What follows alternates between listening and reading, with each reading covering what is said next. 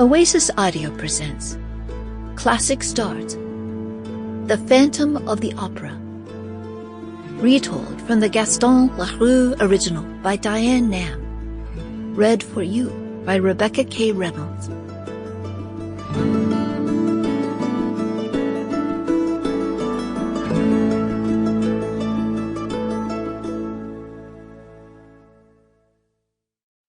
Chapter 1. The Beginning. The long-ago mysteries of the great opera house in Paris have never been explained. Why did so many terrible tragedies happen there? Why did everyone flee from it in fear? Why was it left to rot, unused and empty for so many years? I alone know the answer. There is no doubt. There was a ghost in the opera house. It was real. How do I know? I have spoken with those who lived and worked there long ago. I have searched the ruins of the opera house. I have found its buried secrets. I thank all the people who have helped me on my search. Now it is time for me to tell you the truth. Chapter 2. Is it the ghost?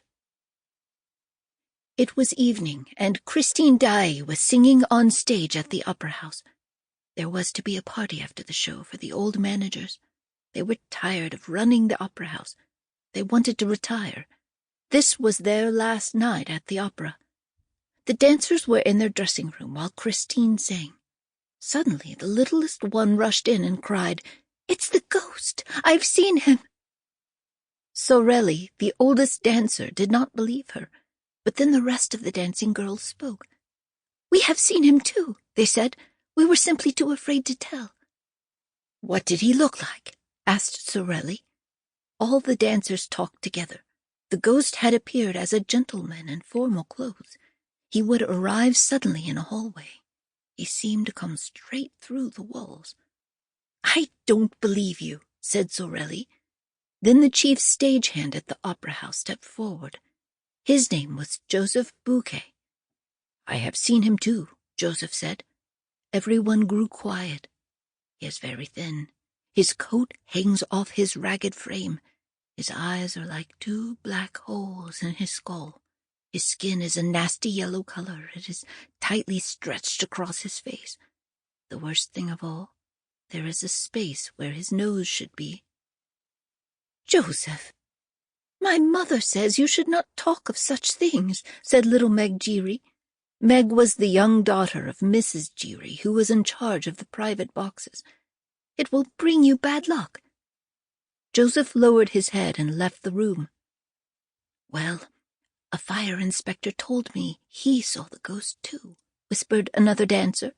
"It had no body at all, just a head of fire." "Gabriel, the choirmaster, saw the head of fire too," said one of the others. "It was right behind the foreign stranger." The old managers always turned to the foreign stranger when odd things happened at the opera house. No one knew exactly what his connection was to the ghost, but since he kept mainly to himself, they called him the foreign stranger. "You know nothing about the ghost," said little Meg Giry. The other dancers turned to her at once. "Tell us what you know," Sorelli demanded. "Only if you can keep a secret," Meg replied. The dancers agreed. "My mother is in charge of the ghost's private box in the opera," Meg told them. "The ghost is never seen. He does not have a coat or a head of fire. Mother never sees him, but she hears him." Just then they heard a noise in the hall. Sorelli crept slowly toward the door, opened it, and saw nothing. Then they all heard a man scream. Chapter 3. The Newest Opera Star. The audience at the opera house was clapping loudly for Christine Daae. She was new at the opera and was filling in for La Carlotta, the star singer who was sick. Where have the managers been keeping this girl? The audience wondered. Why have we never heard her beautiful voice before? Sample complete. Ready to continue?